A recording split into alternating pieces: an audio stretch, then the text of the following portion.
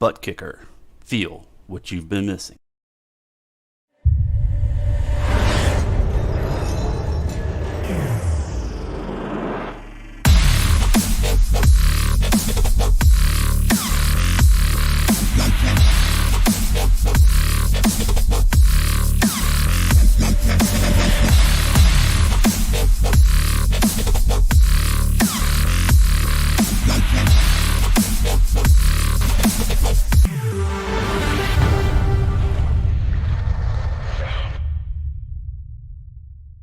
Get yours today at thebuttkicker.com and be sure to use our 20% discount promo code ISCA20.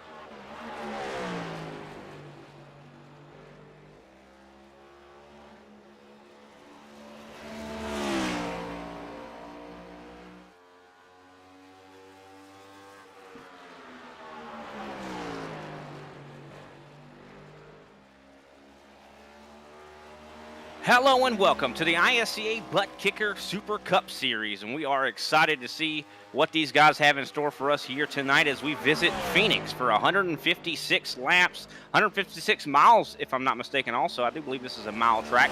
Super excited to see what these guys have in store. Already some guys out there qualifying, hitting some fast laps. We see Mark Paget right now at the top of the board, 27.302. Still plenty of time for some guys to maybe come up here and dethrone him, but he was fastest in practice, so would not be surprised to see him maybe eke out a pole here. But we definitely appreciate everybody out there tuning in, and a big shout out to our sponsors here tonight, O'Reilly Auto Parts. Thanks for them to come on as our title sponsor here for tonight's race. And I am joined in the booth by Josh Ward and Rob Melnick down behind the cameras. How you doing, Josh? I'm all right. How are you tonight, bro? Doing fine. Definitely glad to have you with us here tonight as we prepare to go 156 laps here. I mean, it's going to be interesting. I mean, Phoenix has always been a tough track for sure. Some of the race facts on tonight's race is we are going to have 156 laps. Like I said, stages are going to be on 30 and 60. So that's going to make a run to the end here. The fuel window is about 75 laps. So I'm curious to see if those guys are going to be able to make that work. Could see some guys with some interesting fuel strategy. 6 tire sets in the pits here tonight. So we'll have to wait and see. I think tires are going to be a big deal here tonight, Josh. What do you think? Oh yeah, I'm not so concerned about the fuel window as much as I am the tire window. Once you get down to like 85% on some of these tires, you're going to be driving off probably a second a lap. You'll really be begging for some new tires before you even start really getting into your fuel load. 100%. I think tires are going to be the money thing here, and that dog leg also going to be kind of interesting to see how these guys behave down there. I mean, from what I've been seeing in practice, a lot of guys are deciding not to go down there, so that's kind of an interesting call. And one place that always sticks out to me for a trouble spot here at this racetrack has got to be probably exiting out of 2, I do believe it is now. I don't know. They've switched the corners around so much at this track, it's hard to know. But I know that the straightaway to where there's walls on both sides, I mean, that could easily be a place where a lot of guys could get jammed up. Oh yeah, the banking coming out of that corner is especially flat compared to 3 and 4. So you'll see people come sliding around that banking, especially where there's a lot less rubber. If they're down low, they'll whip it around, hit on the inside line, and potentially block up the whole track there. It can cause some pretty severe incidents. 100%. Well, qualifying seems to be wrapping up right now, and I do believe we will be taking our moment here to play the national anthem for everybody out there. So we appreciate everybody watching, and we'll stay tuned. Oh, say, can't you see by the dawn's early light what so proudly we hailed at the twilight's last gleaming, whose broad stripes and bright stars through the perilous fight o'er the ramparts we watched were so gallantly streaming, and the rocket's red glare, the bombs bursting in air, gave proof through the night that our flag was still there. Oh, say does that star-spangled banner yet wave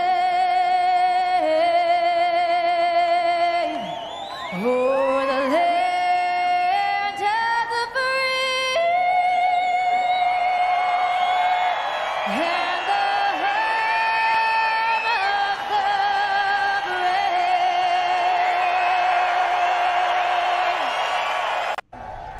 Race fans, it is time for those most famous words in motorsports. Drivers, start your engines!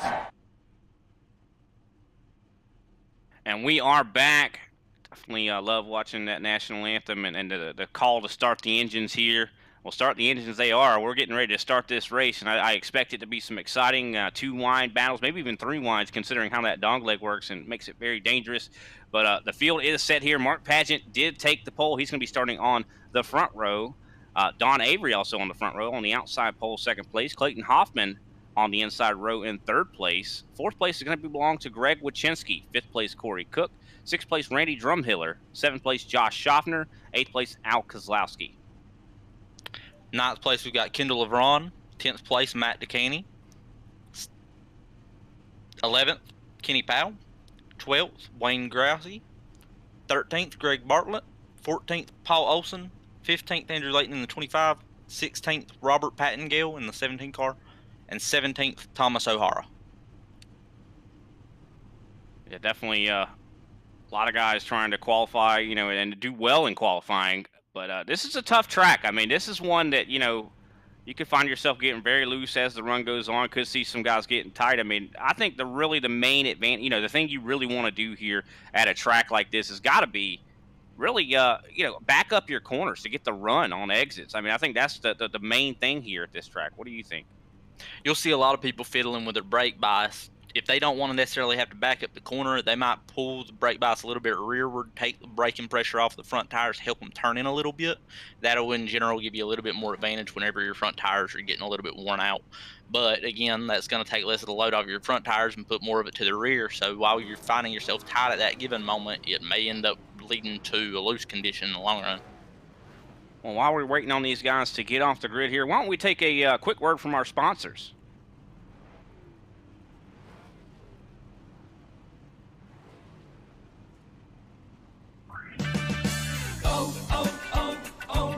It's O'Rewards Member Appreciation Month at O'Reilly Auto Parts. Stop in today and check out store-wide savings, plus earn double points on over 225 items. It's our way of saying thank you. If you're not already a member, sign up today during O'Rewards Member Appreciation Month. It's fast, easy, and free. O'Reilly Auto Parts. Better prices every day. O'Reilly Auto Parts.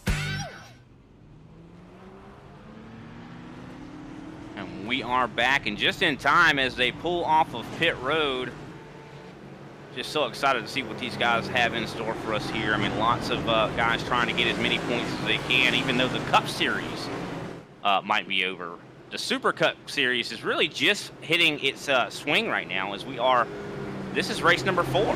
And, of course, the ButtKicker Cup Series is going to be starting next week. But a lot of guys really trying to get as many points as they can. I know Josh Schaffner, I do believe, at the top of the points pylon here when it comes to this Super ButtKicker Series. But the pace car is down pit road, really on Mark Pageant when he goes at any time. And that's what makes this track a little bit peculiar, a little unique, is that these guys have such a gap between when that pace car goes down and when they can, they can go, I think, at any time in between there. I believe the only place other than Phoenix that you have a pit entry on the back straightaway would be Bristol. But as you can see, we've got a really big Geico restart zone in the green. And the green flag is out. Mark Pageant waiting until probably the last possible moment. But he does get a good start nonetheless. He is clear to the top. Don Avery going to try to get this run up there. And this is one of those tracks, you can make that high line work sometimes. I mean, especially, I think it straightens the car out a little bit more. You're able to get more momentum down. 1 and 2 especially. 3 and 4 is a little bit tighter of a turn, and getting that nose all the way set back down and giving you a straight drive off is a little bit more peculiar. However, the interesting thing that I think we're going to see is whether or not they choose to take the dog leg or not. Yeah, it helps you have a little bit more of the straightaway gain, but it's also going to limit your ability to arc and turn all the way out. And I could see a situation where somebody sliding their tires coming through the dog leg maybe eating them up a little bit more. 100%. And most of the guys kind of single filing out. We saw Al Kozlowski making a pass, I do believe, on Randy Drumhiller. Those two still kind of fighting it out. Now Al Kozlowski going to try to work his way up to Kendall Levron.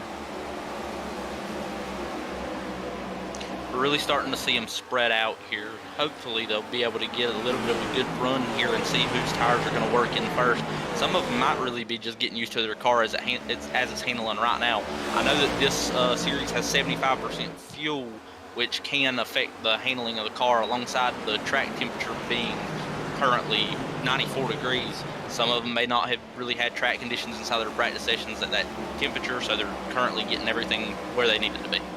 Yeah, and another thing too that's very important, I know we've discussed on previous broadcasts that we've worked on together, has been the usage of the racetrack too. How much rubber's been laid down really makes a big difference too. And I think this first stage, this first 30 laps is going to be so important when it comes to, making those changes to your car to figure out how that, how to make it better handling. And that 75% fuel definitely 100% changes the handling.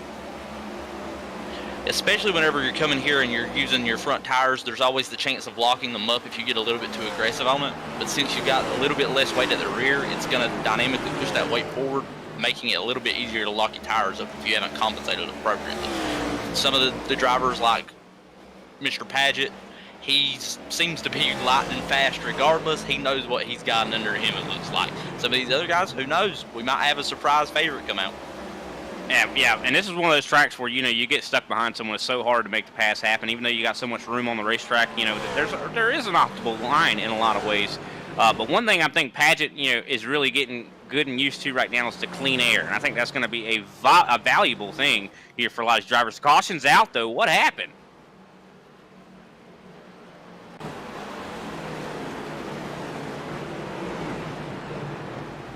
Trying to see exactly what took place here. Caution is out. Looks like it was Kendall LeBron. Yeah, Kendall LeBron taking a spin there. Looking back at this one more time here. Looks like him and Wayne Grossi fighting it out. And looks like Wayne maybe got up into him. I don't know. That's definitely, I think it's a racing deal. I mean, it could very well. I mean, Kendall was coming down a little bit too. What is your take on that, Josh? It looks to me like the 7 car was just trying to outbrake the 16, and it may not have worked out. You see right there where he kind of slows down all of a sudden, the front end of the car jerks out right. It looked like he may have locked that right front tire out and just wasn't able to complete the turn. Yeah, that's definitely unfortunate. But one thing about that incident there, I don't think it caused a lot of damage, and that's definitely going to be good. I mean, even though this is a lot of people like to classify this as a short track, damage might not hurt you very bad, but with these cars, I mean, their chassis are very tough. But when it comes to the suspension and, tow and, things of that nature, they definitely have a little bit of a vulnerability there. So we could, even though that looked like a little incident, it could very well turn out to where that might hurt his chances with the rest of this race. But with that caution, I think we'll take a quick step away and pay some attention to our sponsors.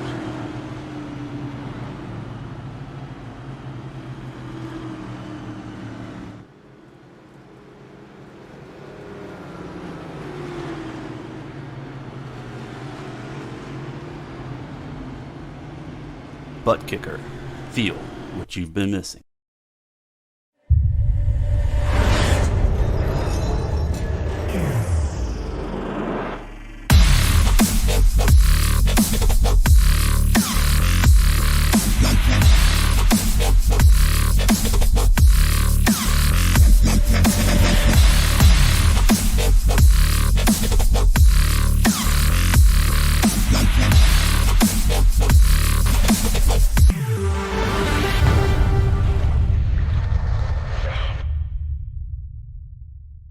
Get yours today at TheButtKicker.com and be sure to use our 20% discount promo code ISCA20.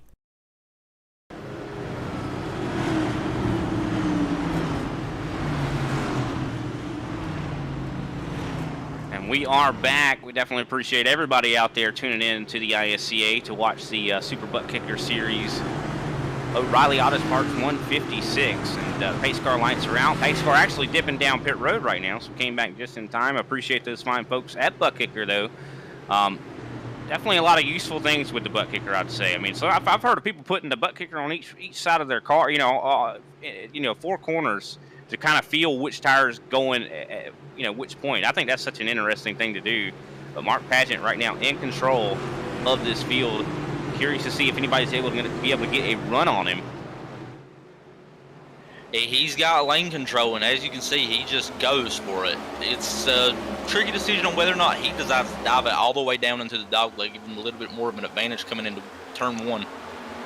Yeah, and the way I've always looked at that dogleg is not something you want to constantly use. It's just, you have to have it in your tool bag, especially, if you need to get by someone desperately, they might be slowing you down a lot. It could be an option to use to get by, as we see some side-by-side racing going on. Don Avery and Corey Cook battling it out. Looks like Don Avery on the top side going to be able to get enough of a run. Maybe almost clears him, but not quite. Corey Cook's still there.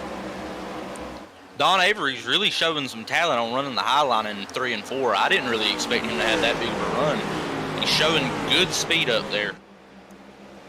Yeah, he definitely is, and able to really battle hard with Corey Cook. But one thing I would kind of wonder is that top side. I think that would burn the tires up more. I mean, you know, just so much more speed you're holding up there, carrying up there. You would think that that would the G-forces on those tires might not be you know, might not be working out too well for him. But now that he's gotten clear of Corey Cook, he could probably start running that bottom more. It looks like he is staying kind of towards the middle of the racetrack. Interesting line he's got. And he is maybe starting to try to catch up here to Mark Padgett. Once they started straightening out, I was thinking if anybody was happy about that fight going on, it was Padgett. He's able to get a little bit of a lead right now. The high line, even though it's the longer way around the track, you have the ability to not brake as hard as quickly, and then you're also able to be on the throttle a little bit longer. So in general, yes, you're putting a little bit more load on your tire, but it in general lets you carry more speed because you're able to arc it and use more of the space on the track. We see Wayne Grossi trying to race with Greg Wychinski here. Not able to get the run there. That's one of the downsides about that bottom line. You know, if you got a guy above you, it's so hard to keep that momentum. And you can see that play right out on your screen as Wayne Grossi falls back into the hands of Randy Drumhiller. See Andrew Layton also trying to fight his way up there. So even though, seeing some guys spreading out, there's still a lot of these guys right on top of each other. I think that we still haven't seen what a long run looks like, what the tires are how they're gonna be affected here. We see Greg Wychinski getting a little bit loose there. Whenever it comes to this dog leg, there's always the trade-off. Do I go low and arc my corner hard, keep my car down, hold tight to the bottom, and then use that runoff space and keep it more of a straight line acceleration? Or do I let the car arc out, pull that speed around the dog leg, potentially scrubbing some off there, and take a longer way around the track? It looks like everybody here is, for the most part, preferring to take the entire dog leg. Maybe it probably plays into their tire conservation strategy. Yeah, and I've even seen, you're able to hold a lot more momentum up there without taking the dog leg. We do see Josh Schaffner going down there right now. But up there, I think it does have an effect on tire conservation. I mean, with previous, cars, I know the Gen 6, whenever you go to that dog leg, you can even pick up a little bit of damage going through there. I'm not sure if that's the case with the next gen now. I haven't personally experienced it or heard any mention of it this time around, but you never know. I know that these cars are a lot more sensitive whenever it comes to going through the grass at some of our 1.5 miles. So at certain points, if you take it the wrong way, you could get a little bit of damage, but they're taking enough caution to where I don't think anybody here will have too much to worry about in that respect. For sure.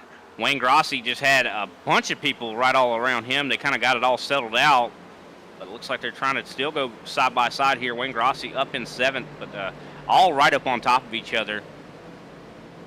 Looks like Corey Cook getting passed here by Clayton Hoffman up for, I do believe, 4th place. There seems to be 2 smaller groups forming. We've got these 4 cars, including Kenny Powell forward, and then there's a good 5-6 car pack where they're running 2 wide right behind it.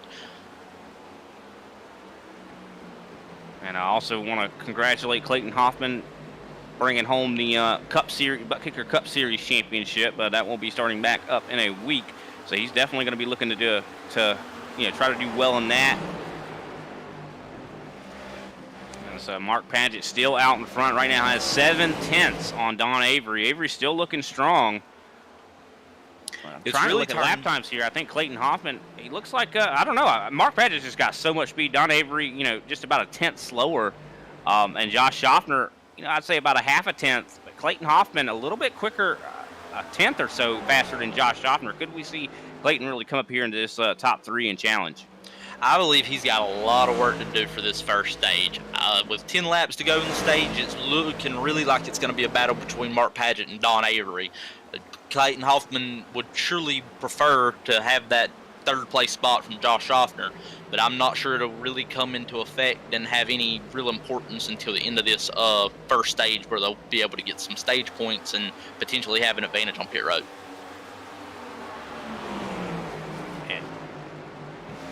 for sure. And to talk about the point situation a little bit here, we've got Mark Pageant.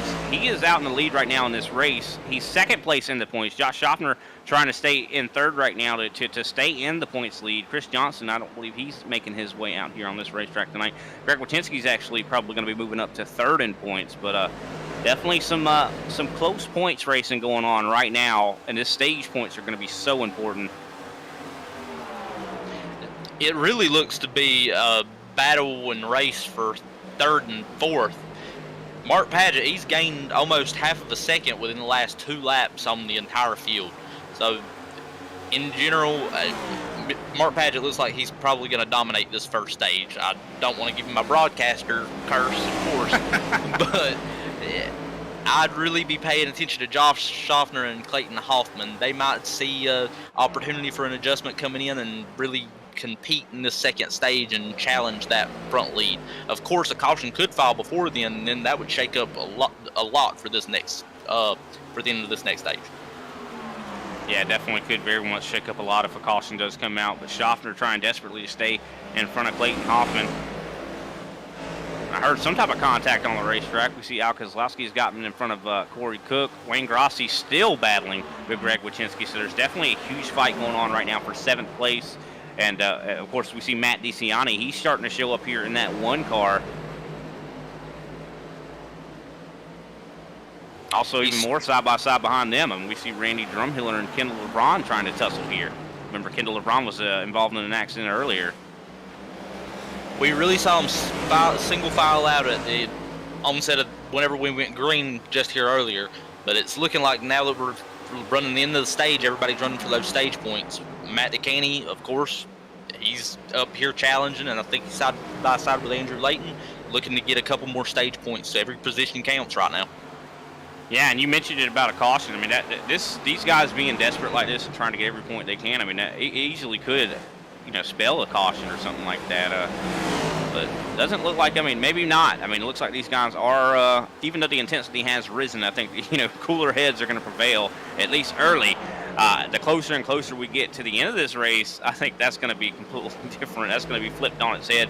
But I know a lot of people, I mean, like I mentioned before, are going to be trying to make adjustments to these cars. I mean, I wouldn't be surprised to see a Don Avery, a Josh Schaffner, even a Clayton Hoffman. I mean, any of these guys to try to lay in some adjustments. Oh, the 1 car getting really close to the back end of Wayne Grossi. That was so close. Almost saw Wayne Grossi get spun there.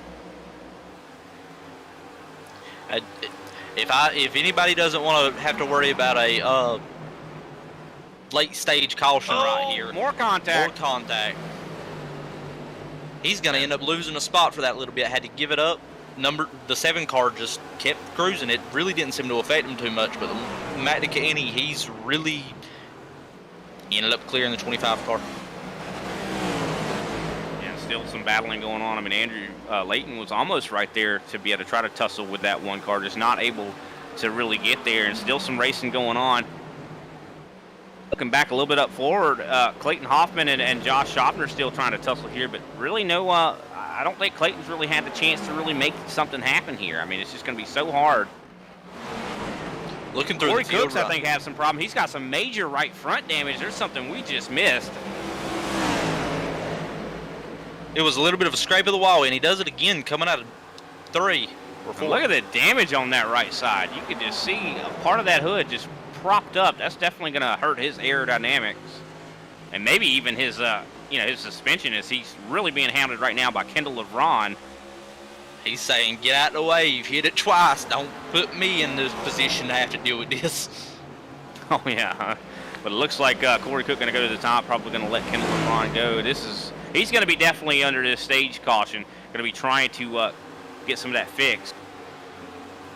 Speaking of the stage caution, any moment now, that yellow flag will be waving as just a couple more corners away. Mark Pageant, I do believe, is going to be able to secure a stage 1 victory. Wayne Grossi still under fire, though. Really, Andrew Layton putting it to him. Oh, Wayne Grossi getting real slow there. I think he's having some problems where he gets bogged down in these corners. It's really all about not working those front tires out. You can be really enticed to push the car hard, get your nose underneath somebody, try to make these early stage passes. But in the end, they're just going to come right back to you because Even if they let you go, you've done and worked your tires in. Even one little scrub of your brakes, too much braking force going in, is going to end up, you're going to pay the price for it. Mark Pageant coming home with the Stage 1 victory. Don Avery in second place. Josh Schaffner in third.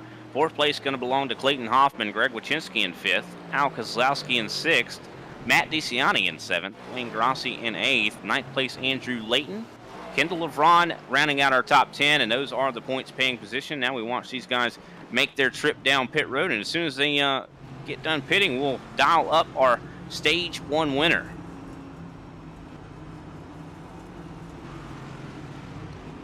What a race there at the end there, Josh.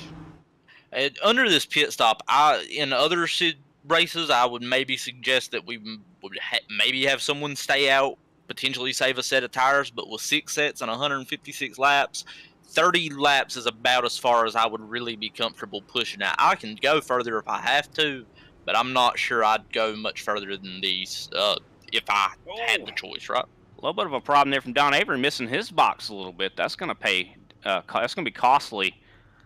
You don't want to miss your box, even if it's under a caution, pit stop here. And it looks like Josh Schaffner, he's going to get out in front of Don Avery. All right, well, if we have time, I do believe we could try to dial up Mark Pageant. I don't see him, though.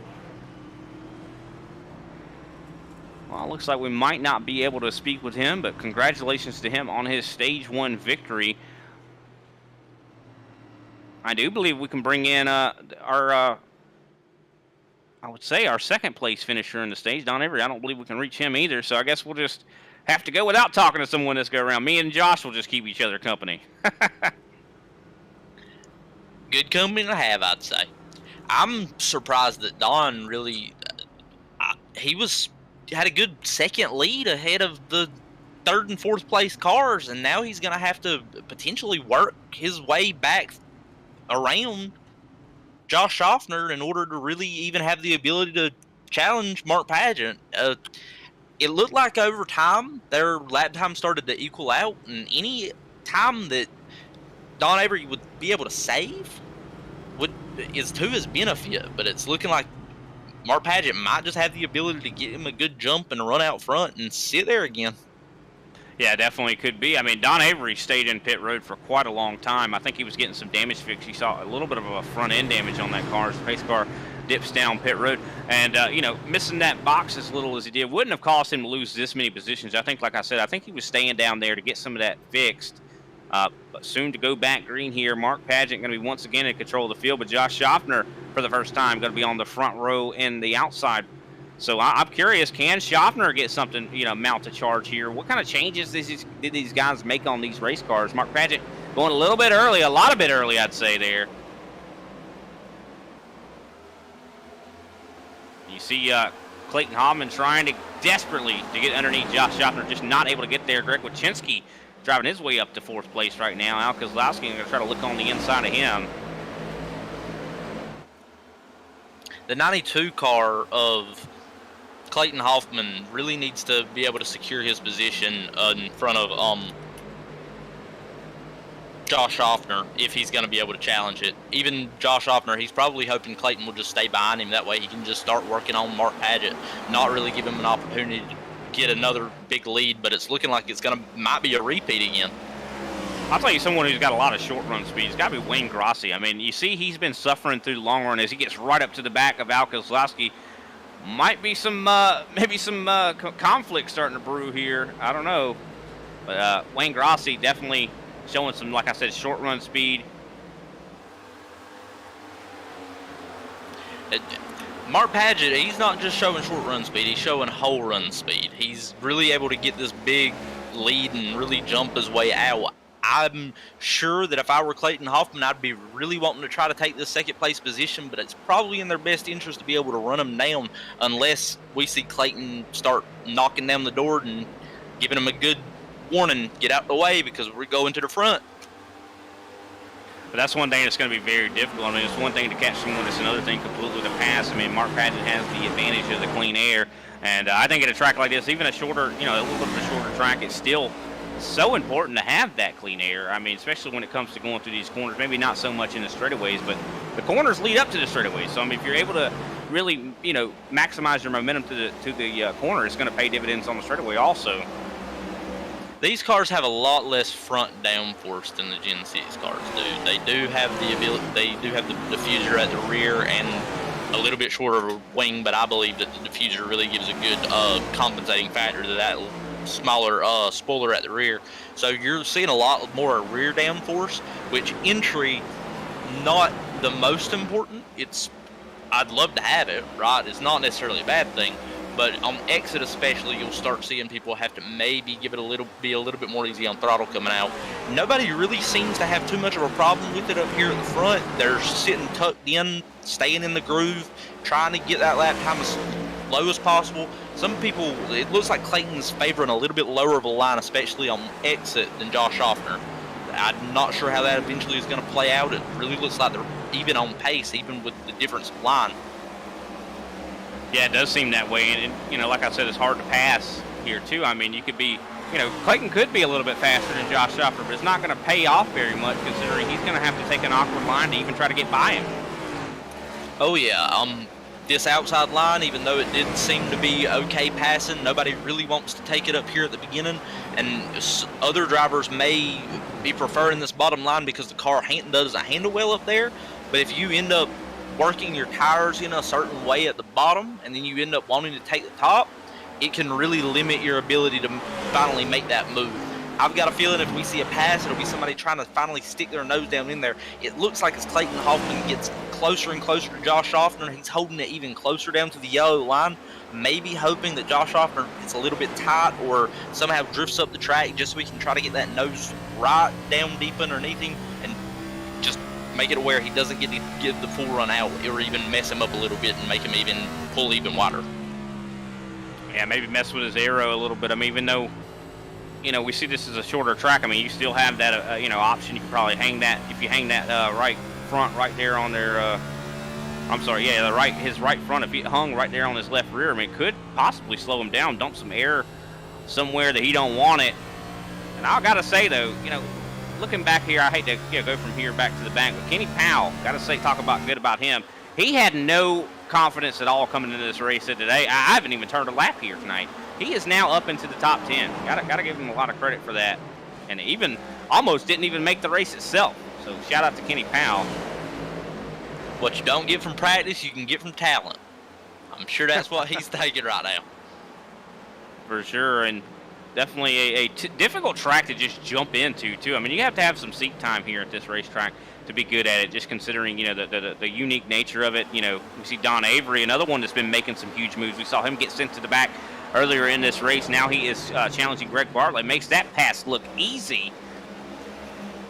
And he's working his way, trying to get himself up to the top 10. So we were just talking about Kenny Powell. He might be under fire here shortly as Don Avery screams through this field. He really had to he gave up a lot of time on that last pit stop, but he's still showing, even with the damage. You can see it on his right side, some of the paint scratched off. He's still fast. He's still got the car to be out up front, maybe even in the top 5. But look back up here to the front. Clayton Hoffman getting a little bit jumpy here, trying to make a pass here on Josh Schaffner. We saw him show that nose, try to go underneath, just not able to get there. But I think that this is going to definitely come to fruition at some point here, as Clayton Hoffman's going to, this is one of those tracks. Like I said, it's so hard to pass. I mean, I hate to keep saying the same thing over and over again, but that makes a lot of these drivers frustrated when you're sitting there like, I know I'm faster than this guy. I cannot make this pass happen though, and you just have to sit there and tuck right back in line again. I mean, how frustrating that is. Wouldn't you say, Josh? It's patience. All you've got to do at a track like this, even though the talent of this field, especially here up front, you can't necessarily rely on it. But just wait for him to make a mistake. Somebody's going to maybe give it a little bit too much brake, lock it up, even brake a little bit earlier than they should have. You'll have the opportunity, and you just need to be there when it comes. And as you can see here, Clayton's keeping his nose down just in case that opportunity arises, but I don't think he's really pushing the issue as hard as he could be. Yeah, and I think that comes from wisdom and time out on the racetrack, because a lot of people, they kind of fall into that trap, the carrot on the stick mentality. You see that guy in front of you want to pass him so badly that you might be, put yourself in a vulnerable position. You know, you kind of don't drive the track. You're racing the guy in front of you. You could end up making a mistake yourself. It looks like he's not going to fall into that. Don Avery now challenging Kenny Powell for the 10th position back here. We're seeing a little bit of a transition here in our top 10. We don't quite have the same names. Matt DeKinney, Don Avery, they're farther back past the 10th position. We've got some new guys up in the top 10. Maybe they made those adjustments on that last pit stop and are now putting it into practice here in the second stage, learning as much as they can so they can become even faster in the final stage and maybe even win the race. Some of these guys just might be taking all of this as a learning opportunity, not pushing the car, not trying to get too involved or even giving up positions. Like, it does look like some people have just been trying to follow in line. If anybody really gets their nose in there, they just let them by, knowing that it's better to save the time and energy and tires to not really fight and just get in line and run for this next stage. That way they can really start pushing the issue in the final one and win the race. I'll tell you someone pushing the issue right now. Back here in 10th once again, Kenny Powell doing a great job battling back on Don Avery here. We also see, I do believe, Thomas O'Hare trying to challenge Matt DeCiani. But yeah, you're right. I mean, a lot of these guys could be, like you said, patience. You might not necessarily win these stages, but this is a learning opportunity. You take this time, you're out here. I mean, these stages, in my opinion, yeah, even though they do have points implication, they are almost, practices for you, learning experiences. Experiment, figure out what works, what doesn't. Mark Pageant probably doesn't want to do too much experimenting, considering he's already fast enough, but a lot of these other guys are still probably thinking, what changes can I make to keep up with these changing track conditions too, as Don Avery and Kenny Powell once again side by side, and I do believe just a handful of laps remain in this stage.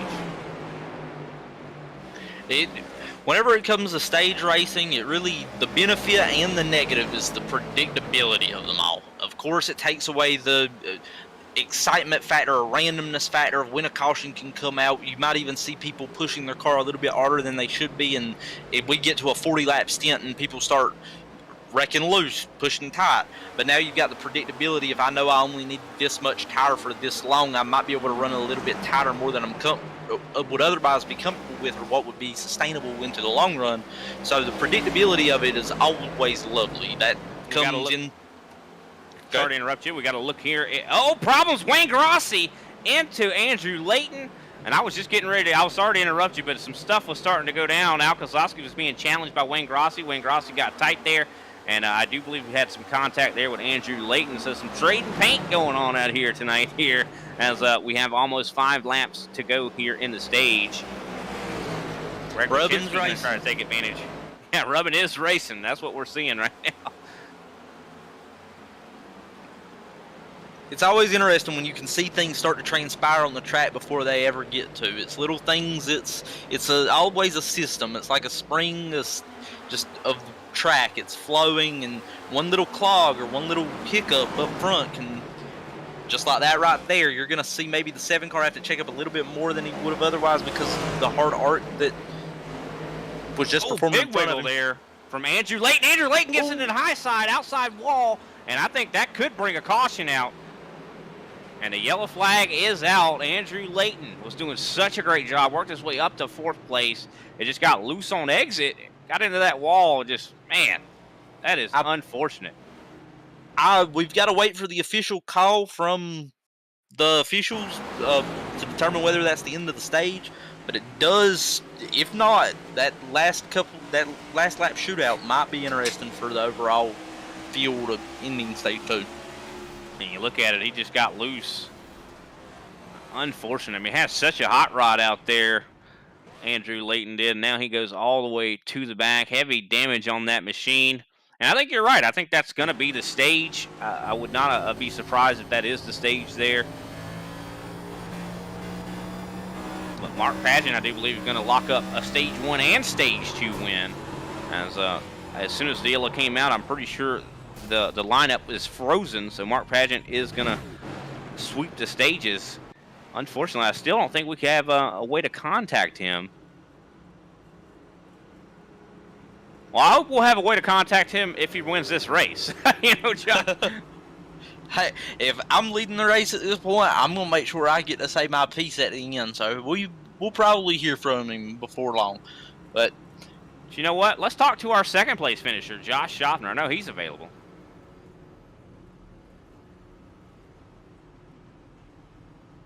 Josh Schaffner, we got you in the booth. I hope we're not bothering you right now.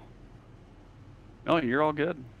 All right, second place finish there for the stage. Great job to you. You definitely need those points. You being in the lead for the points. Looks like you're going to win second place off of pit road here. How are you feeling out there? What is your feeling here on Phoenix here so far tonight? Yeah, the car feels really good. Mark's got a really great short run car, and we maybe haven't had a long enough run to really see kind of how he is past that 25-30 lap mark, but he's definitely got a solid piece up there. My car's really stable. I might be just a little snug in the center. I'm going to try to just make a couple small adjustments, and strategy will change here a little bit on some longer runs, but I'll probably have to take care of our stuff here, and hopefully we can, maybe show up here at the end of the race. Well, we definitely look forward to seeing what you could do. How do you think clean air plays into this tonight? I mean, do you think that Mark Pageant really is benefiting from that, or do you think it's maybe he just has a better piece?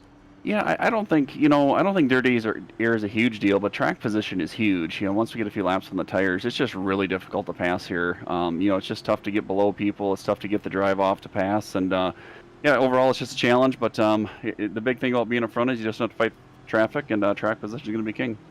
Well, I got to ask you before you guys go green. I know it's about to happen soon. Quickly, who can we shout out for you? Got to thank everyone, Pioneer and the Plenish brand. I got to thank Smith Farms. I think those guys are busy loading hogs tonight, working hard, but hopefully they said they would find some time to catch up with the race between loads. All right, well, good luck with the rest of your race. Look forward to seeing you later. Thank you. Glad we were able to get him in time, because with that pace car dipping off so early, it made me worry a little bit here. I don't want to ruin his chances, but glad that he had, it's always a pleasure to talk to Josh Schaffner here. The follow that caution really is interesting. We're going to see them come green on lap 61. Usually we would see it at about lap 65. That's going to extend this last stage. That might come into play later, even though fuel window I'm not sure is going to be make the most difference here. It does 5 laps into the extent of the tires. Someone who was planning on splitting it in half maybe now has to do 2 at the front, 2 in the back. Oh, problems, Don Avery. Huge contact with the wall, and they're going to stay green after that one. They kept that together really well, but I hate it for Don. He was trying to work his way back up to the front and trying to make back what he lost on that sliding through the box and a little bit of damage he had to pick up. But it doesn't look like he really doesn't look like he lost too much pace. Al Kozlowski's slow on the apron here. Something happened with him. He's letting everyone go. That is interesting to see. Al Kozlowski falling back to 16th now. I don't see a lot of damage on that machine. Curious what happened there. Not really sure. But right now, a tussle for second place. Clayton Hoffman and Josh Schaffner battling back and forth here. Schaffner, I do believe, has lost that spot, unfortunately. Going to try to regroup and see what he can do here as Clayton Hoffman makes his way forward. Going to be really putting a big effort in here to try to catch Mark Pageant. And I think you hit it the nail on the head when it came to, them going green at the time that they did. That is going to lengthen this final stage. And 75 laps, I mean, these guys do not have enough gas to make it to the end of this race. So even though, tires are going to be a big premium, gas eventually is going to be something these guys are going to have to worry about. But I think these guys might pit for tires before that even happens. Oh, yeah. It was looking like a 95-lap stage till the end. With a 75-lap fuel run, we've already had 30-lap runs. Everybody knows what their car does up until that point. Oh, if Don Avery getting loose again. Sorry to interrupt you. Greg Bartlett making a position up. You'll probably see somebody split it down about 48. That's only 18 extra laps to find out really what the car's going to do. Mark Pageant, he looks to not quite have the lead that he did last time. And Clayton Hoffman, he's a little bit farther ahead, and it's surprising to see Josh Schaffner not quite be as close to Clayton Hoffman on this stint. We saw how tucked in Clayton was behind Josh Schaffner, and it really looks like now Clayton, even though since he got around him, I think it was a restart advantage, is really able to make a little bit of a gap. Yeah, I definitely agree to that. I think Clayton is working his way forward. He's starting to really catch up to Mark Pageant, and it's going to definitely, it could play out that way. I mean, Hoffman, I think, was being held back a little bit by Josh Schaffner. I think it demonstrates what Josh was talking about whenever he came into the booth earlier. It's so hard to pass here. Even though Clayton was tucked right up underneath him, he may have had the faster car, and it looks like he likely did. It's just so hard to pass. Of course, Clayton may have made a little bit of adjustment going into the pits earlier, but there's no real way to know from up here.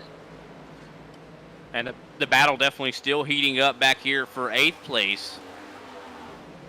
Greg Bartlett right now out in front in that battle here, but Matt DeCiani really trying to make an effort here to challenge, and he gets a little tight there. You see Kenny Powell right there waiting in the wings to, that's one thing about it. You don't necessarily have to be the fastest car out there. You just got to wait for a guy to make a mistake, and the closer you get to the front, though, the less mistakes you're seeing.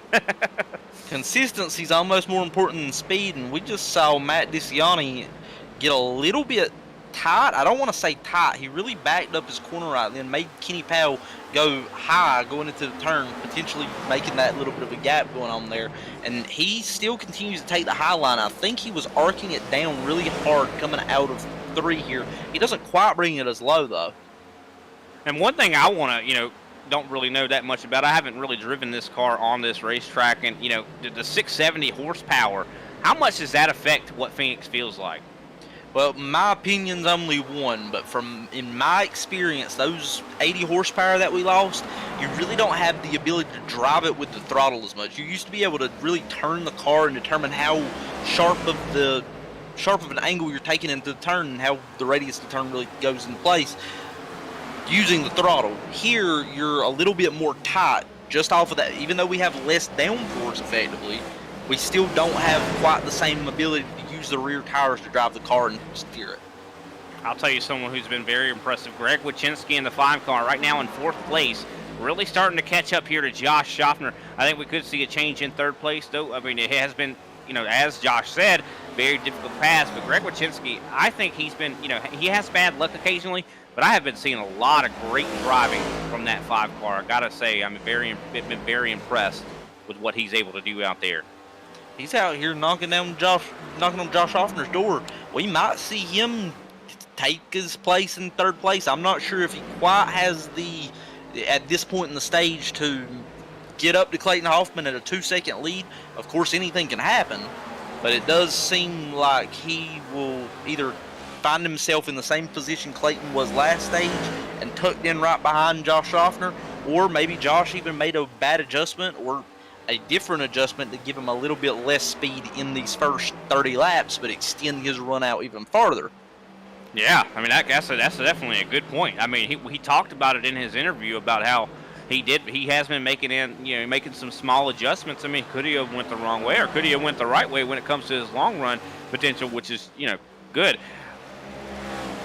Another person I want to shout out, that 16 car, Kendall LeVron, right now in 5th place. He's been a new kind of an addition to the ISCA family, and he's been doing an excellent job out here.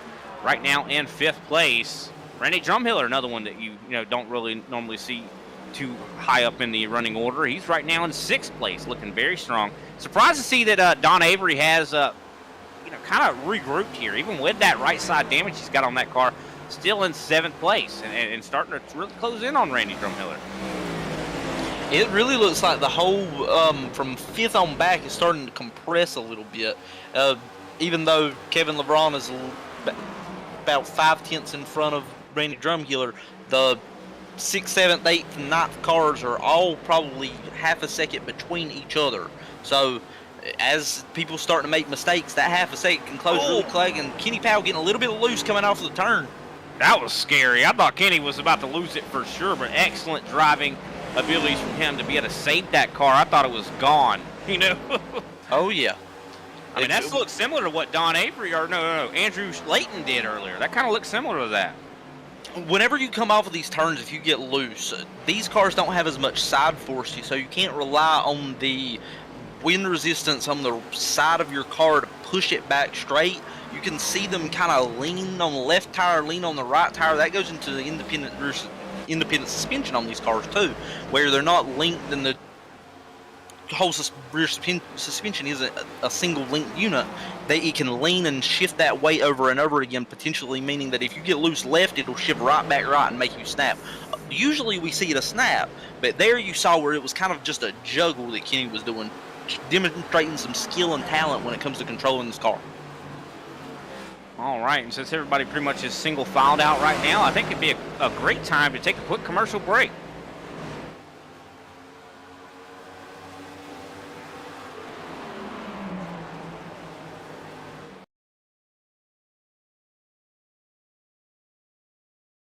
ButtKicker. Feel what you've been missing.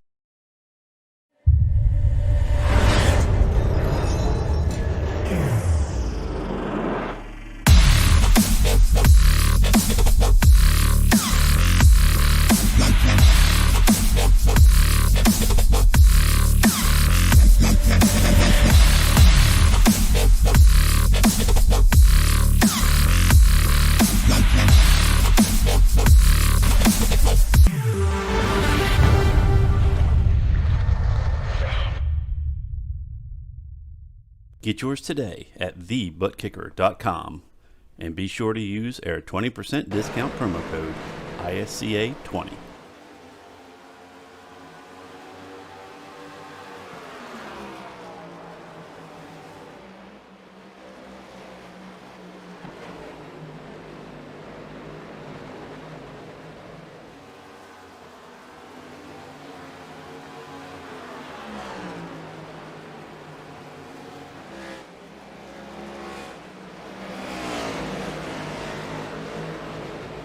And we are back for just a moment here. We're going to take a quick step away here, and we're going to watch the in-car camera here from Clayton Hoffman as he tries to chase down Mark Padgett.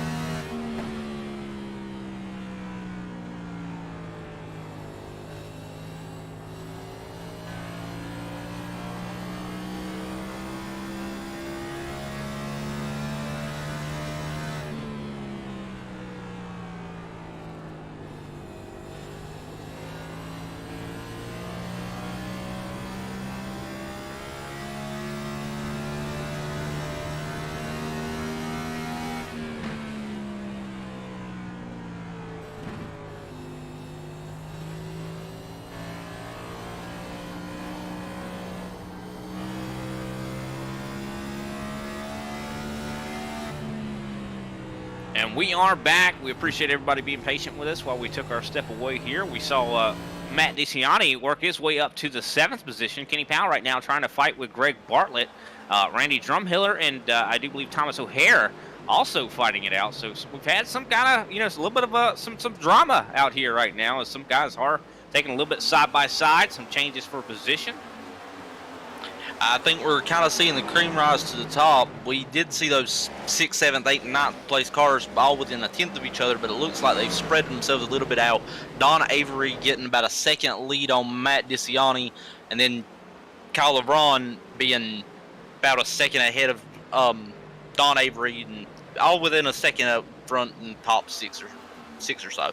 But then those 7, 8, 9, 10 cars, they're all back within a half a tenth of each other again. Yeah, they definitely start to get closer sometimes, you know, kind of like an accordion. But I think you hit the nail on the head earlier about Josh Schaffner earlier in that third place. We saw Greg Wyszynski really starting to lay, you know, put some pressure on him.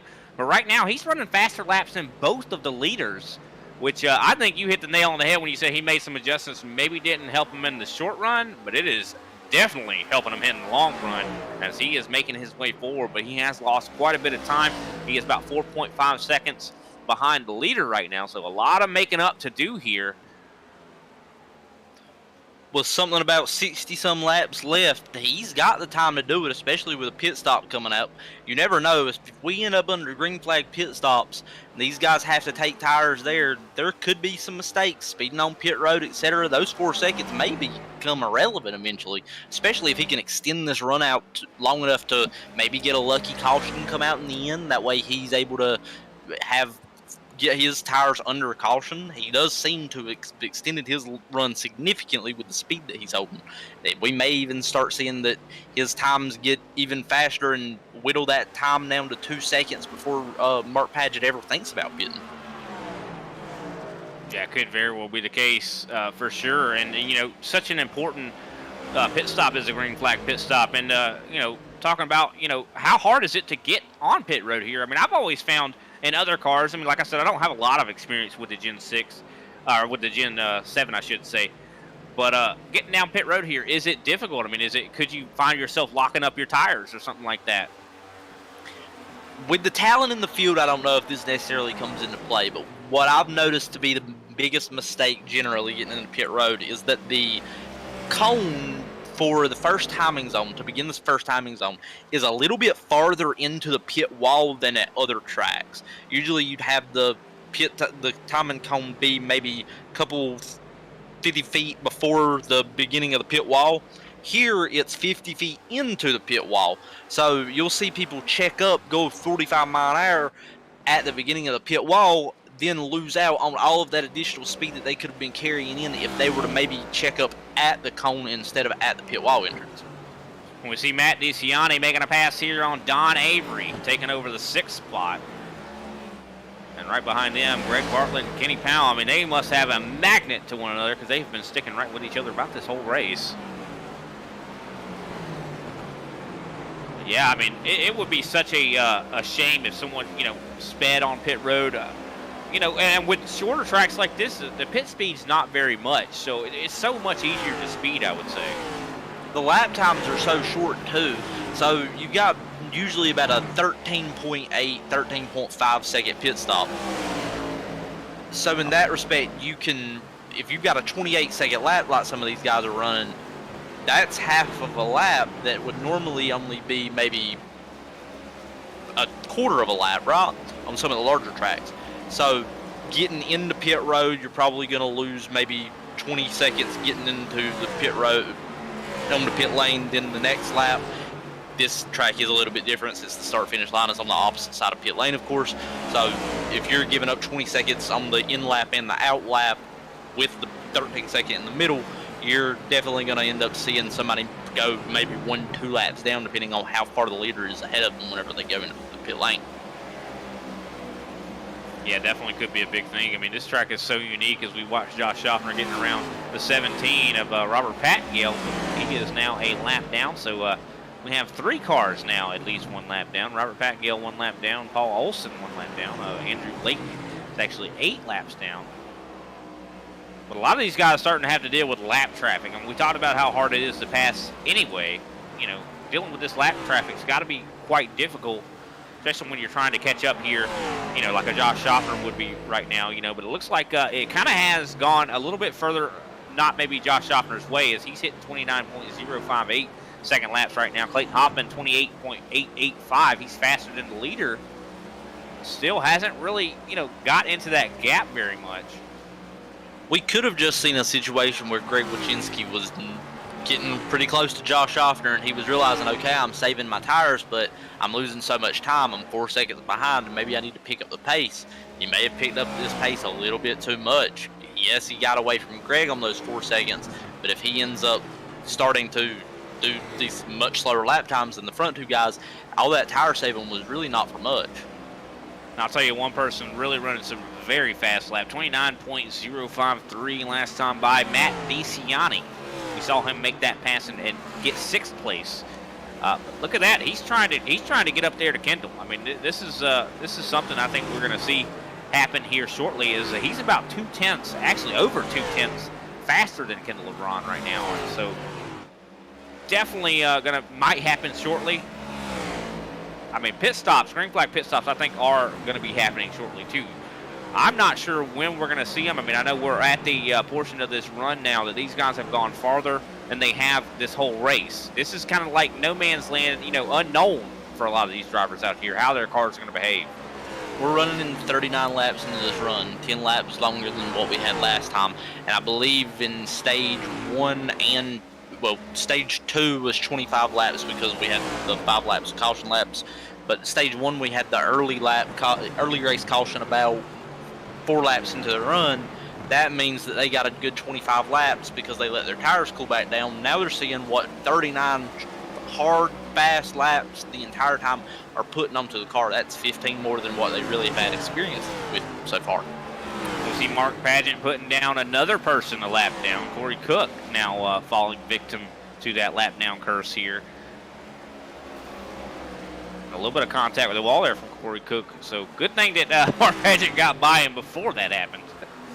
It's looking like they're going to probably start working out of this lap traffic, especially at the front, because you see Al Kozlowski about 17 seconds behind the leader, 28-second lap time. He's got 10 seconds before he ever reaches out.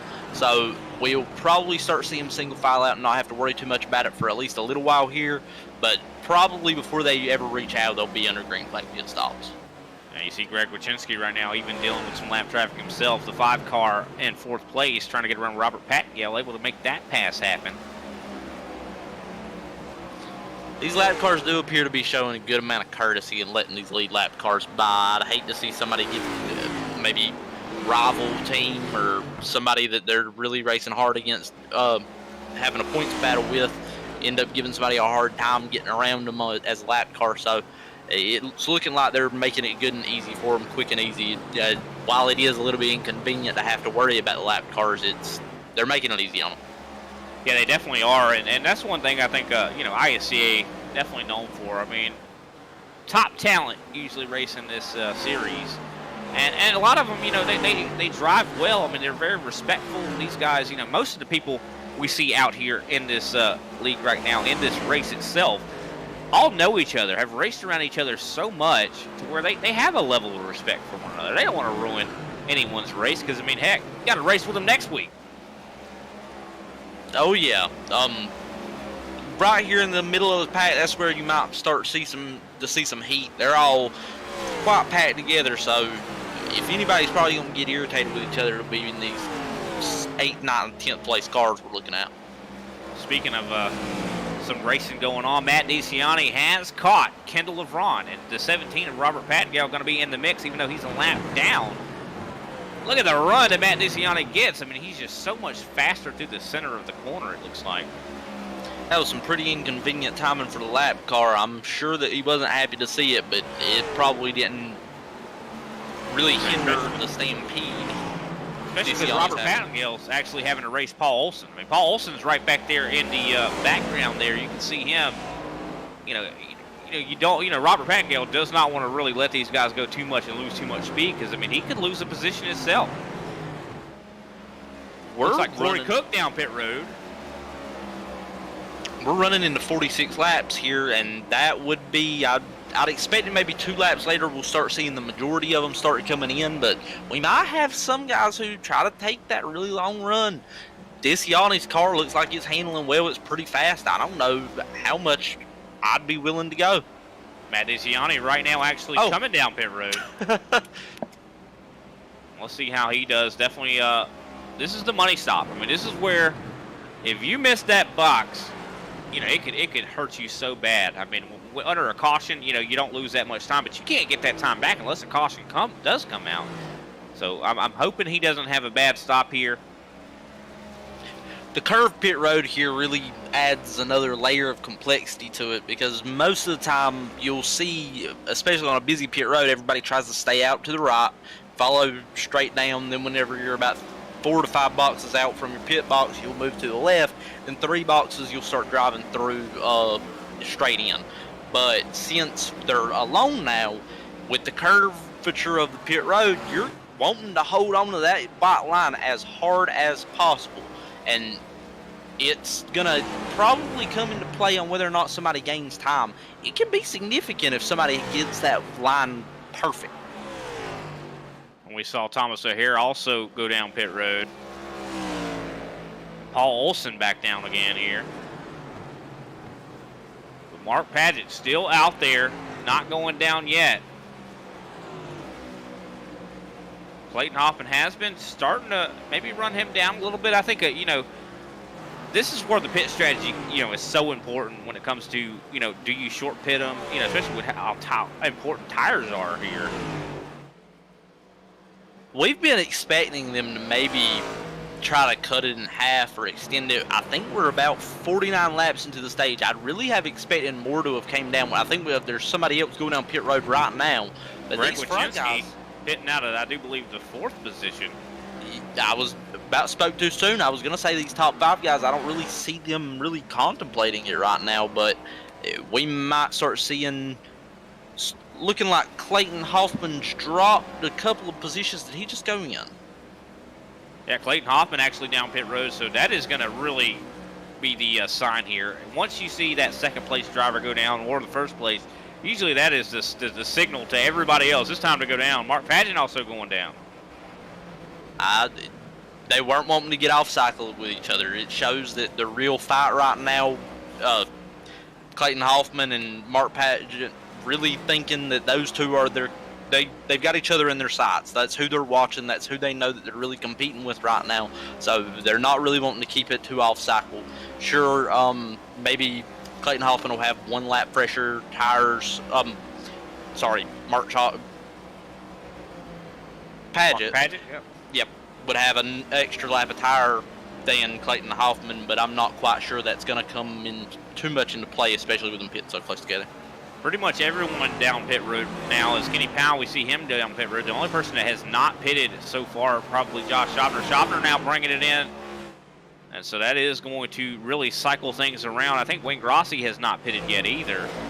And I think Al Kozlowski. So just a handful of drivers who have yet to pit. Most of the guys have pitted. So I think that the race for the lead probably going to be between Paget and Clayton Hoffman, but still a gap between those two. It's like Kendall LeBron down pit road. Sorry to interrupt. I was going to comment on the awkward caution that could have arisen, but it looks like they pitted so close together that you're not really seeing a situation where anybody's significantly farther ahead and somebody might have the potential to get stuck a lap down than they would have before. Maybe some of these guys who had a worse pit stop than others will have to be concerned, but it looks like Wayne Grassi, I'm not sure where he was before the pit cycle started, but once he comes in, we'll probably, and Al Kozlowski come in, we'll see the field pretty much stay the same. It looks like Mark Paget is still out front of Clayton Hoffman, but I think the lead did decrease somewhat. I think that Clayton Hoffman smartly short-pitted Mark a little bit here to give him a better chance to maybe reel him in. About a second in between those two as we do cycle through. Mark Paget back to the lead. Don Avery right now in 3rd place. I don't believe he's pitted yet. And we're seeing... Actually, he pitted 18 laps ago, so he actually probably is going to be good to the finish. But his tires are definitely going to be speaking a different story. He's going to probably regret that pit call. It was a touch too soon, I'd say, to really give him any benefit. Unless he gets a lucky caution coming out, which would really shake things up a little bit. Definitely is very possible that could definitely happen. I mean, you never know. I mean, especially with you got such talented drivers out here wanting to get every position, every point they can. They're going to be doing everything within their power to try to get these positions. And sometimes that equation, if two sides don't agree, could end up with some contact. Right now, everybody pretty much spread out while we're waiting on the action to kind of ramp right on back up. Let's take a quick commercial break.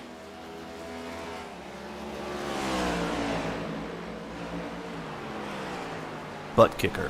Feel what you've been missing.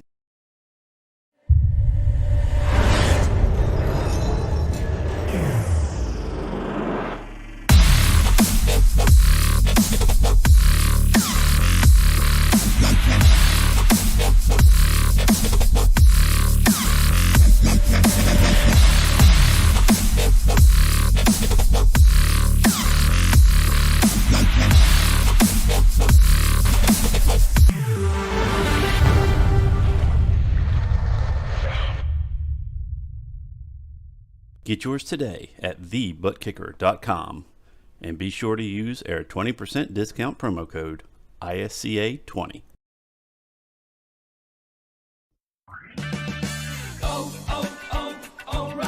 It's O Rewards Member Appreciation Month at O'Reilly Auto Parts. Stop in today and check out store-wide savings plus earn double points on over 225 items. It's our way of saying thank you. If you're not already a member, sign up today during O Rewards Member Appreciation Month. It's fast, easy, and free. O'Reilly Auto Parts. Better prices every day. O'Reilly Auto Parts.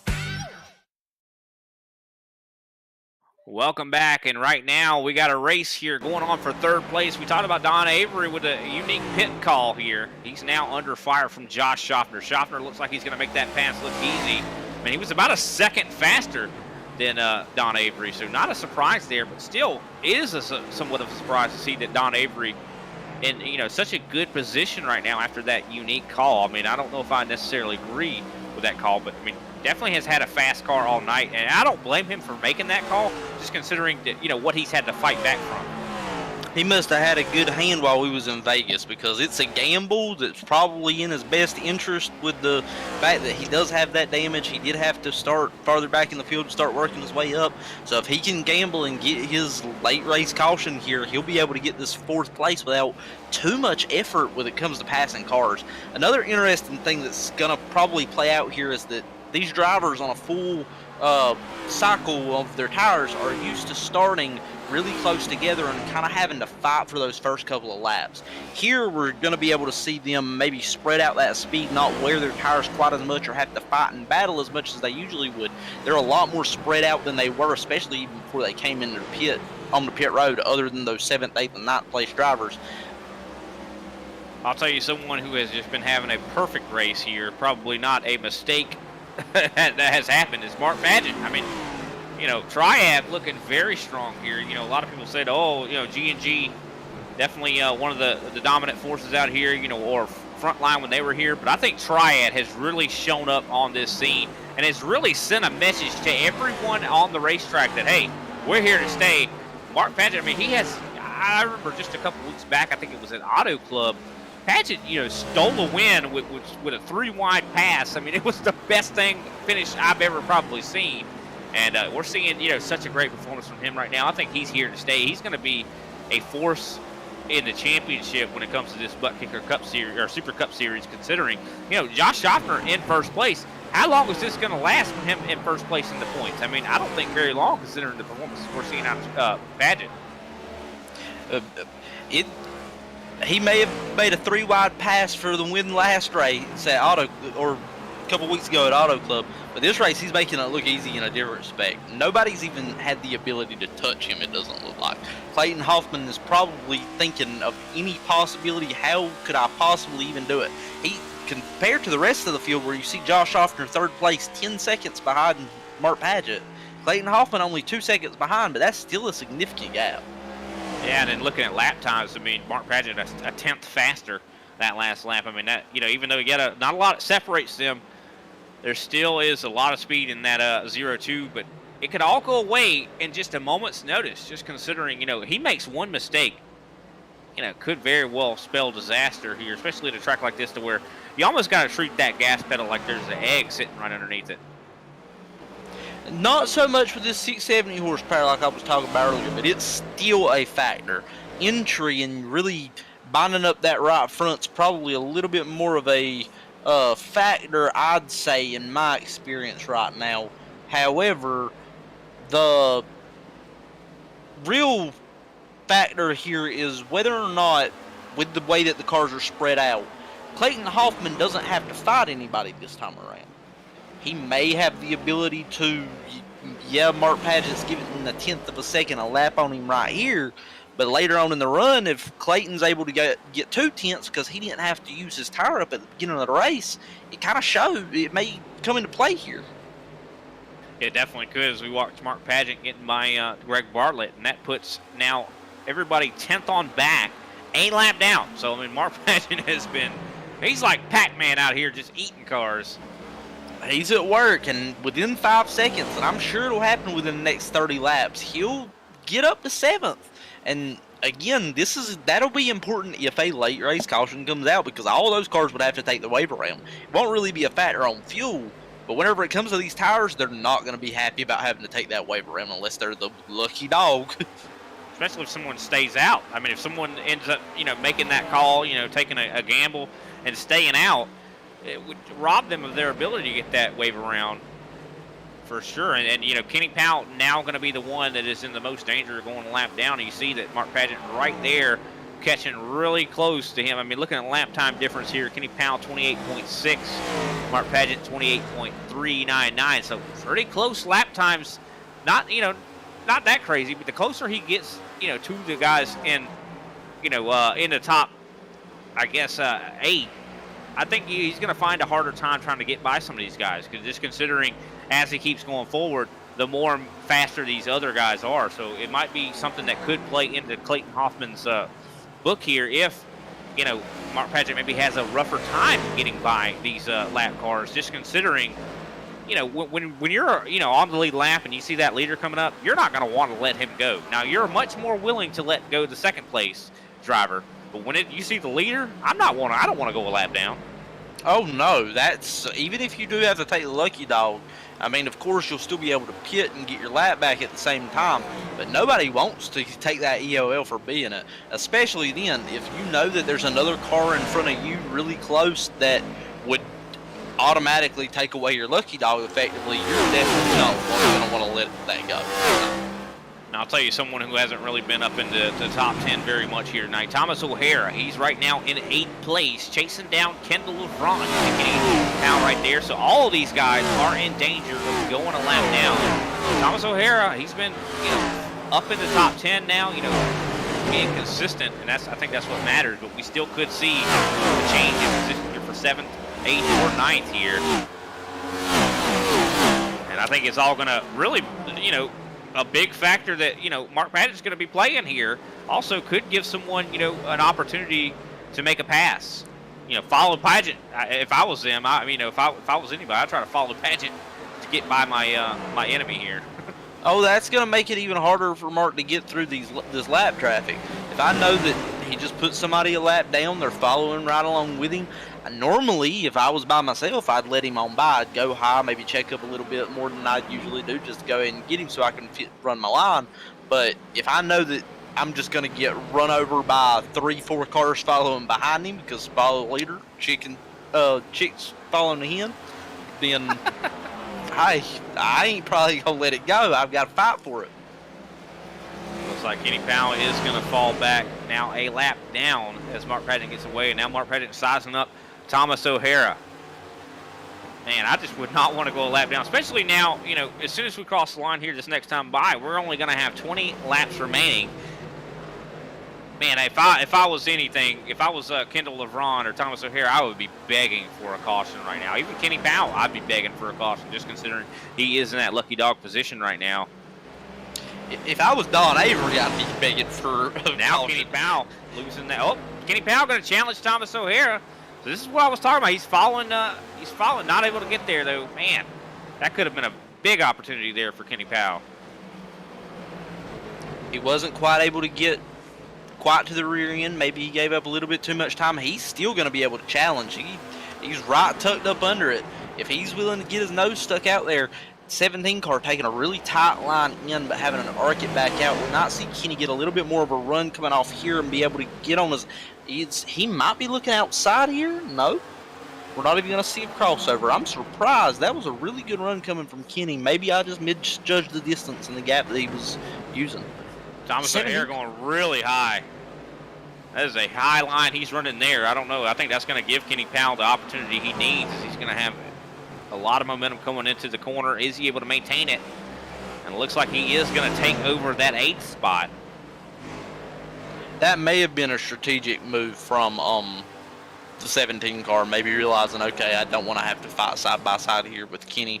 I'm just going to go ahead and save my tires and follow in line. Hopefully somebody will make a mistake. I'll get that spot back. I'd rather not be the one making the mistake and burning my tires up, so I'm more likely to make that mistake. Yeah, for sure. I mean, sometimes wisdom, will tell you. I mean, a lot of drivers I've seen plenty of times, they're short-sighted in a lot of ways when it comes to, I want that position now, like you gotta be playing the long game. This is chess on wheels right now, and you win at chess by playing moves ahead. The speed that Don Avery is showing on those tires, though, I'm pretty sure he pitted whenever the leaders were pitting on about 110. He was already on lap 18 lap old tires, I believe you said. So that would put him at 48 lap old tires. That's about the length of the run that the leaders had earlier. So he's still showing decent pace. Of course, he's slower than he'd want to be, but even then, he's 0.3 slower than Greg Wyszynski with 18 lap older tires. At a track like this, that's not that bad, I don't think. Yeah, definitely not that bad. I mean, just consider, like I said, he went through already a lot of trials and challenges. But Greg Wyszynski now going to try to make this pass happy. See Paul Olson getting out of the way. And it looks like Greg Wyszynski going to go right alongside Don Avery. Can he get there? Not a lot of tools Don Avery has at his disposal right now, just considering his tires are worn.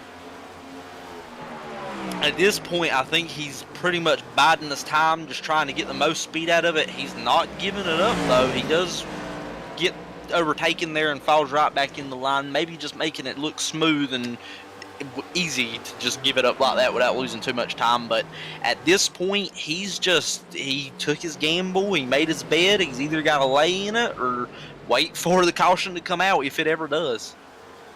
Yeah, I think the closer and closer we get to the end of this thing, I don't think we're going to see a caution. I mean, there hasn't, it's been pretty spread out, I'd say, between a lot of these guys, so not a lot of opportunity for one. I think the biggest opportunity maybe for one was just now with Don Avery and Greg Wyszynski racing each other. And I mean, we're counting down quickly. Not a lot of time left in this race at all, but still enough time. I mean, we could see that late race caution. I mean, even if these guys aren't very close together, you could see someone make that mistake, get loose or something like that. Especially you see a guy like Matt DeCiani, you see some of these guys, Josh Schaffner, they are alone on the racetrack.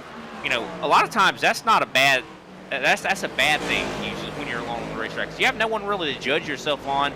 You know what I mean? Like you can kind of fall into that I would say white line fever that you get when you're on the interstate. You're just not even paying attention anymore. Oh, and we've got one turning. Uh-oh. If Don Avery's happy right now, I bet you. LeBron. It's like Kenny Powell gets into his left rear coming into turn 3. It looks like some netco, to be honest with you. I believe did they touch? I believe Kendall LeBron maybe was a little bit slower than Kenny Powell was expecting. I think there was contact. Yeah, there was contact. Looking back at it from my feet here. But yeah, I mean, apparently we just talked to caution into existence. Well, I've been waiting on it. These tires are wearing different. Worn differently than what we were expecting. Kenny Powell decides to stay out. It's not a bad call for him. He's going to get the lap back. Oh, I forgot that he was a lap down. All right. It looks like most of the people that are on the lead lap actually are going down pit road. So this is going to give an opportunity for all those guys to really get their wave arounds here. I don't think anybody had a reason to stay out. There's not enough of cars to be put in between the leaders and the new tire guys for it to really come into effect, because everybody's effectively a lap down. I think from 8 back it was.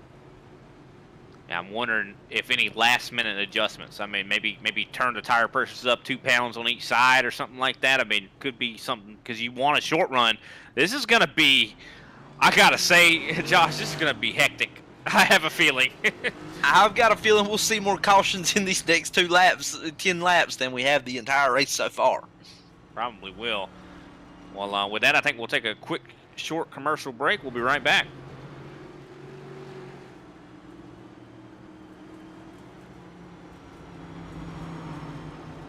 ButtKicker. Feel what you've been missing.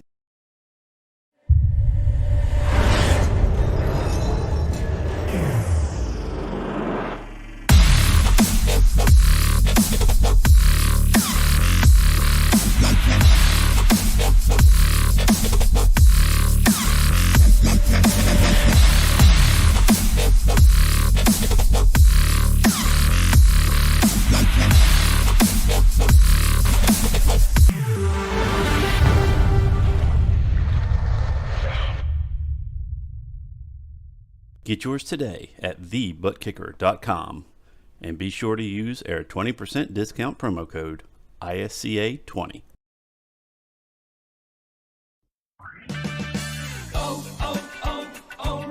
It's O Rewards Member Appreciation Month at O'Reilly Auto Parts. Stop in today and check out store-wide savings plus earn double points on over 225 items. It's our way of saying thank you. If you're not already a member, sign up today during O Rewards Member Appreciation Month. It's fast, easy, and free. O'Reilly Auto Parts. Better prices every day. O'Reilly Auto Parts.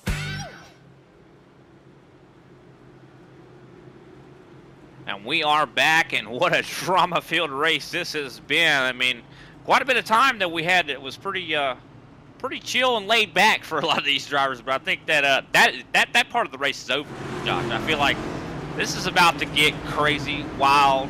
I mean, like I said before in the commercial break, I think that these guys probably laid in some changes to these cars that are going to make them very quick on the short run. What would you do to make your car short or faster on the short run?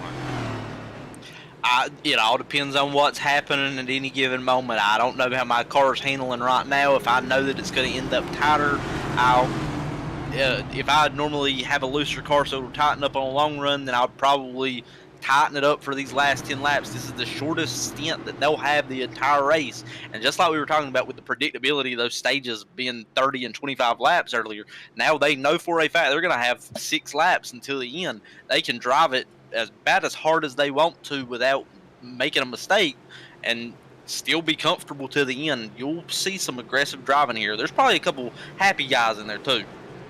Oh yeah, I'm sure the adrenaline is starting to pump here as the green flag does come out. Mark Pageant getting a good start there. I expect Clayton Hoffman and Josh Schaubner definitely going to be battling out. Schaubner taking that dog leg. Oh, some problems. Matt DeCiani around. And it looks like they're going to keep it green. No caution. That restart was interesting. We saw a lot more guys. Another one. And Kendall LeVron and Thomas O'Hare all spinning around. That's going to be a caution. And I think that could be an unofficial green-white checkered here because of that. Taking a look back at this one more time. Looks like Greg Wyszynski just lost it all on his own. Yeah, no real help there. Greg Bartlett definitely finished him off, though. Huge contact with Kendall LeVron. Man, what an accident there. I'd like to see Kendall LeVron's point of view in that. Again, with 6 laps left in this stage, they're just pushing the car so hard, and it's easy to make a mistake whenever you're finally getting the ability to drive the car as hard as you want it to. Maybe Greg wasn't quite prepared after getting so comfortable with how the car was handling earlier. I mean, you see Kendall got past that first incident there with Matt DeCiani, perfectly fine to boom right into the back of Greg Bartlett. Then got sent around. Man, that was quite a dramatic accident there. Now, you said it. You said it. We're going to have more cautions than we probably had in this whole race here in this last few laps. You said it. Why did you have to speak that into existence, Josh? It's not speaking into existence. It's just how it's just how the pressure falls. These 6-lap stint, they're seeing that win. They're seeing the checker flag. They're seeing the trophy. They want it. They've got to have it, and they're gonna do things that they normally otherwise wouldn't because it's just exciting.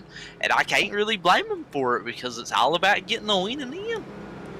Well, a lot of the guys that just got really heavy damage in that. Greg Bartlett now a lap down. We see Kendall LeVron actually out of his car. He's 3 laps down. Unfortunate there. Kendall been doing such a great job all night here tonight. Matt DeCiani, even though he had that big mistake there, up to 4th right now. So that's kind of surprising to see. I mean, you can look at that car. He's got some heavy right front damage, but damage has not been, I don't think, the major component of tonight. I mean, we've seen guys get that damage, you know, and they're trying to fix it, of course, but I don't think it really has been as big of a deal as you'd think it would. I mean, it's not really fair to say that 150 mile an hour ain't fast, but compared to other places that we go, these speeds aren't quite as high as they would be, say, where we were at Auto Club or Las Vegas last week. So the damage isn't really killing the car as bad as it would be, and a lot of the time here you're seeing more side and rear end where you'll maybe see the ends flip, or maybe them perpendicular to the track with their nose sticking to the inside wall, with the rear end scraping the safer barrier on the outside. So it's not really any full frontal banging straight get my motor blown up situation.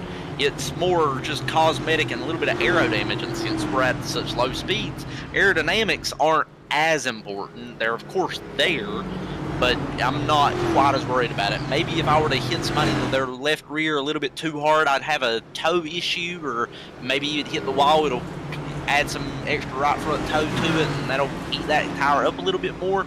But it's all about expecting it and knowing how your car's going to drive, and just being prepared for and anticipating things like that whenever it happens. And I do believe we are literally going to be having a unofficial green-white checker. See, Kenny Powell stopped on the racetrack. Curious to see what's going on there. Looks like an unofficial green-white checker is in our future. 2 laps are going to be raced here. Can we make it to the white flag? The pace car is down pit road. Mark Paget once again in control of this field. I suspect he's going to be driving pretty early here, trying to catch these guys off guard. He's been going right at the end of the Geico restart zone, which is a very interesting decision. Normally, I'd say that they'd take the advantage coming straight into it. As soon as they enter the Geico restart zone, they'd get on the throttle, but it looks like he comes right to the second line. Oh, he went early this time, just like you said, Brian. You called it. Trying to catch him sleeping. And you can see he gets a little wiggly there going down on that apron as far as he does. Josh Schaffner takes over second place. Both of these restarts have been interesting here lately. A lot more of the inside guys are going down to the bottom of the track into the dog leg than before. Wiggles there from Corey Cook. That almost cost something. It just shows you how much everybody's just looking for the little bitty piece of advantage whenever you go down to that dog leg, especially there at the beginning. Of course, you're not having to carry as much speed through. You're really just accelerating. But whenever you're going at so much lower of a speed, that extra smaller distance is just a little bit more important up here. I mean, tires aren't important, so I mean, of course you're going to dive it down as low as you can, right? I mean, but right now, Josh Schaffner and Clayton Hoffman fighting for second place. Mark Paget's pretty much got it all said and done. Clayton Hoffman gets real loose. Don Avery might take this spot. I don't know. Matt DeCiani is going to take over the third spot. Big problems for Clayton Hoffman. He falls through the field and does not cross the line. He falls back to 10th. Man, you got to take another look at that. That looks like a brake bias issue right there. Or no, it was late enough in the turn. It was a little bit of a snap, I think. Maybe he was getting on throttle trying to gun it out. Man, just not even cross the line like that. It's so unfortunate there for Clayton Hoffman. But Mark Paget going to bring home the win. Josh Schaffner going to bring home second place. It's going to be looking good for him in the points, and Mark Paget both. And Matt DeCiani bringing home third. I mean, man, great run for that one car. You see Mark Paget out there burning it down. Well-deserved. Definitely, you know, like I said, Triad is sending a message right now. And doing another run down here to the field. Mark Paget going to be finishing in first place. Second place, Josh Schaffner. Matt DeCiani in third. Corey Cook in fourth. And fifth place going to belong to Randy Drumhiller. Sixth place, Wayne Grossi. Seventh place, Don Avery. Eighth place, Thomas O'Hara.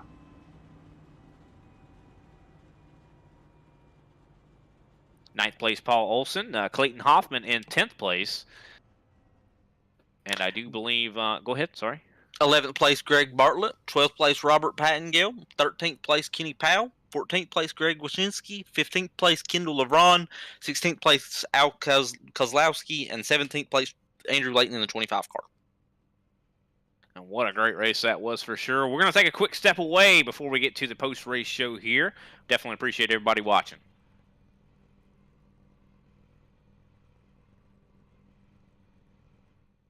ButtKicker. Feel what you've been missing.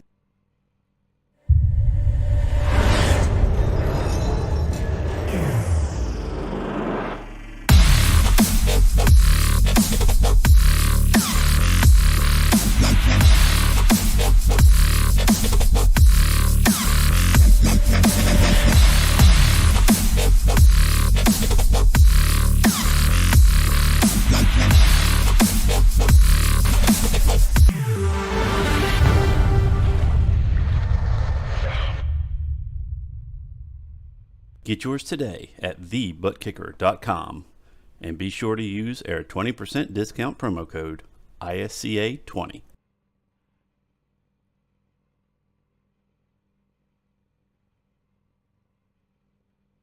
And what an exciting race that was here tonight. I mean, just all kinds of drama there at the end, and we were on the tip of our seats there, seeing who was going to win this thing, and Mark Pageant able to bring home the win.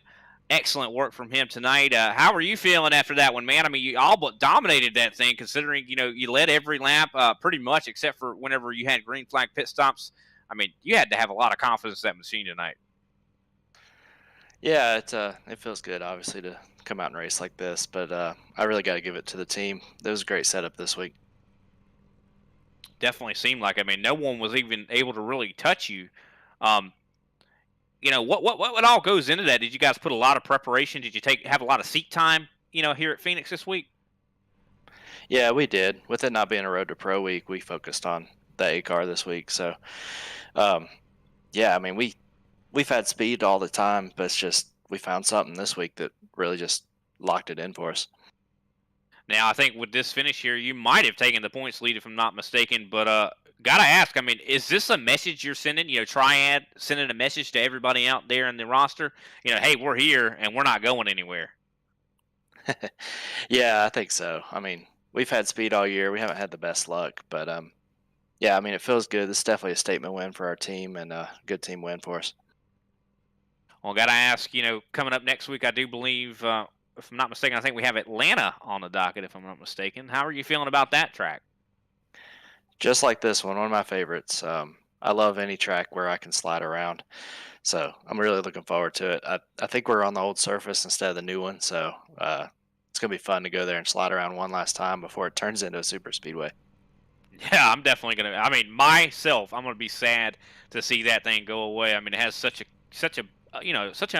large amount of character, I'd say, that racetrack does. But we definitely appreciate your time, man, coming up here. Especially congratulations on your win. I mean, like I said, such a dominant performance you put on out here tonight. Who can we shout out for that 0-2 machine? Yep, definitely the team. It's a team effort on these setups. We all have input. So, great job to all the Triad guys on the setup this week. And then we couldn't be here. We couldn't host the sessions and do what we do without our sponsors. So, Stint Analyzer and Trust Me Vodka. So, thanks, guys. Yeah, definitely. It's good to be the sponsor whenever you're out there and led as many laps as you did here tonight. They got a lot of focus on their, definitely businesses, and we definitely appreciate your time, man, and look forward to seeing what you can bring to us at Atlanta. And good luck to you. Absolutely. And thank you, guys. Great broadcast, like always. Definitely appreciate that. I know we are missing Nolan right now, but I think we did a pretty good job picking up the slack. Definitely hope Nolan is well right now for sure. And big appreciation to Josh Ward for coming on board and helping us out tonight. And also, as always, thank you to Rob Melnick. But second place belongs to Josh Schaffner. And a little bit of some hectic finish there. I mean, how were you feeling? I mean, do you feel like you got lucky getting second, or do you feel like you earned it? Yeah, kind of feel like I stole a position there at the end. Clayton just had a little bit of a tough restart, and I was able to clear him getting down in there to one. And I knew if I cleared him, I'd probably be okay. Then he had a little bit of bad luck coming to the checker there off of turn 4. But no, good race. Congratulations to Mark. He just had a great car. His car was just on rails tonight, and did a great job. I had to keep him honest there. I was going to stay out longer than him on the green flag cycle, just to get one lap led there. But no, he did a great job. Congratulations to those guys, and congratulations. I think on everyone that got on the podium there. So. For sure. I mean, and definitely was a little bit of a title fight going on between you and Clayton Hoffman. Unfortunately, he had that problem where he spun out and fell back to 10th place. I mean, I bet you had to feel a little bit lucky that you were able to dodge that bullet. Yeah, I definitely was, and like I said, hate to see that happen, but sometimes that's the way it goes, and I was able to capitalize on that. 100%, definitely impressive run here tonight for sure. What was some of the preparation that came into tonight's race? Like, I mean, did you turn a lot of laps, try to get that thing adjusted perfectly, or Yeah, caught a few laps there, and just a little snug tonight. I think Clayton kind of talked to the racer too. I think a lot of us just got a little bit snug, a little cooler track temperature, a little bit more grip. We could probably deal with a little bit more free, and we'll learn from that one, and we'll see what we can do in Atlanta next week.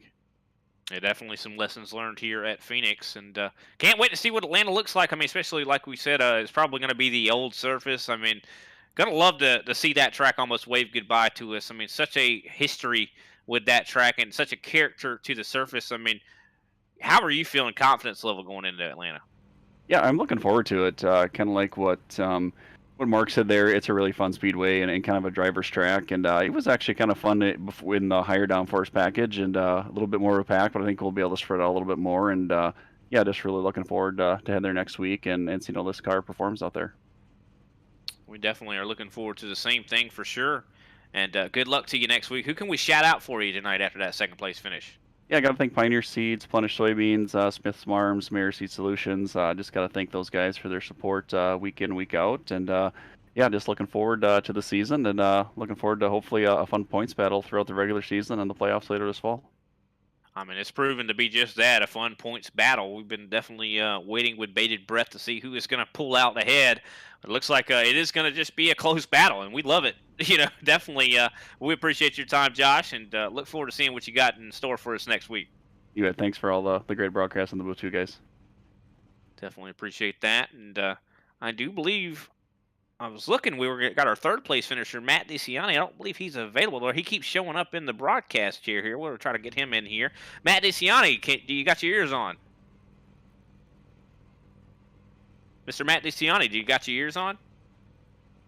It looks like he is having some problems. A little bit of a technical difficulty there for him.